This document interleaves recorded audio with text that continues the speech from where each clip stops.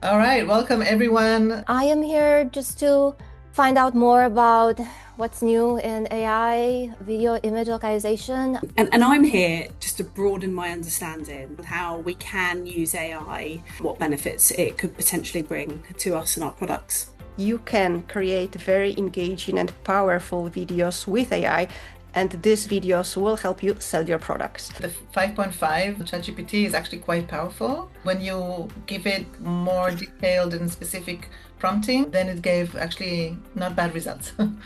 Website marketing for movies and games in the East and the West differ greatly. Let's start with the definition of geo-culturalization. It's the process where you adapt images or illustrations or icons, photos and videos so that they could feel authentic for a new culture. So for US, this could be the image they use. The same brand targeting consumers in India. We see Indian family, we see Indian dishes. Even the way the food and the dishes are arranged is totally different. We have a totally different table. So in India, it's and in most collective culture, it's more common to see a round table. So we went from this people with, 6 fingers, 3 hands, 5 limbs, and distorted faces into this in just 2 years. So the general rule is to use AI for the first draft, and then you need someone with big cultural expertise to validate it, to refine it, or approve it.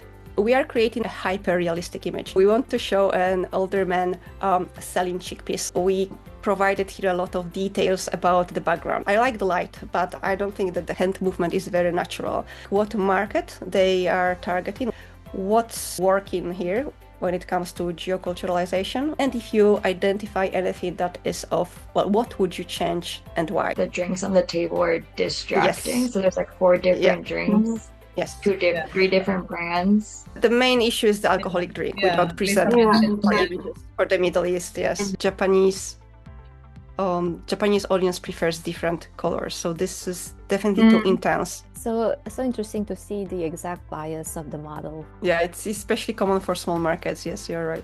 For me, it's too much. Which costumes it picked. I don't believe that any family wears such costumes for a festive celebration at home. We had the input image that was the bus in London, and then from online research, I found a typical image with the Japanese street. I said that I want to create an image of the local bus in the center of Tokyo. It should have the same color palette, mood, and rendering technique as the first image, but it should happen in the second image. And now we have a more realistic results. My product photography, it looks realistic, perfect. It's just not culturally relevant. It could be anywhere. I am simply placing that product in some specific context. And here it is, we have some reference to the Nordic country. With this image, I want to appeal to my target audience. It's a very simple prompt targeting the United Arab Emirates, men and women of 18 to 35 years old. I want to see if it could actually get the concept. It did so. It created the correct equipment. I did say avoid some stereotypes and just focus in like 2 Mexico components. So here we do have the tamalisto at the center.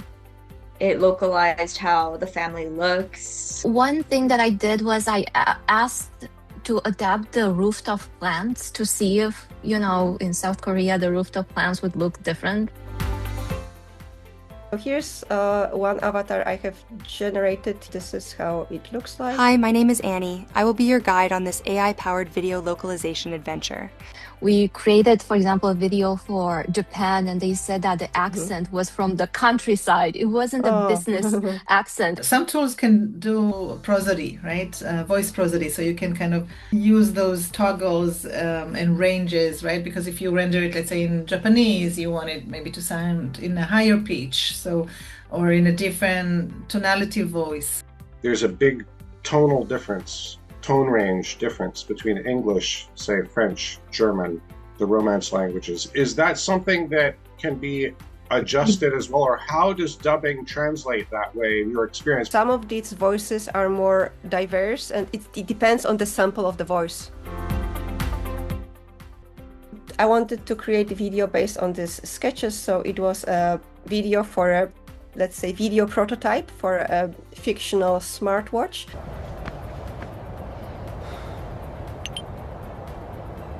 So this looks quite realistic.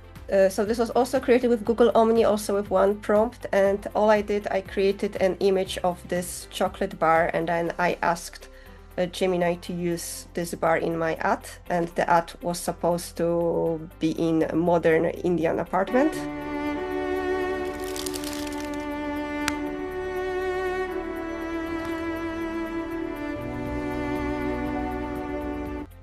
So just another example of how to use accurate prompting. Thank you very, very much, Dorota, for teaching this very exciting Thank you. course.